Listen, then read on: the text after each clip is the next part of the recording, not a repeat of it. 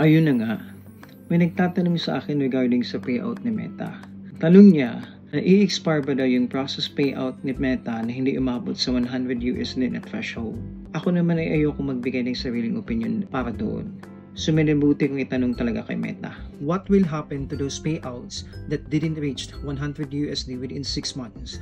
Will it be expired? Napakasimple lang ng sagot ni Meta actually.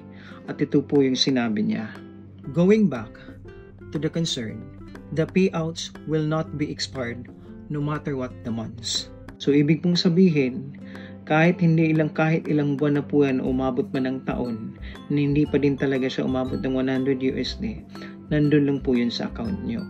Hanggat sa makaabot kayo ng threshold na $100, saka lang po nila ipaprocess yun. For more tips and questions on creating Reels, follow for more. Bye!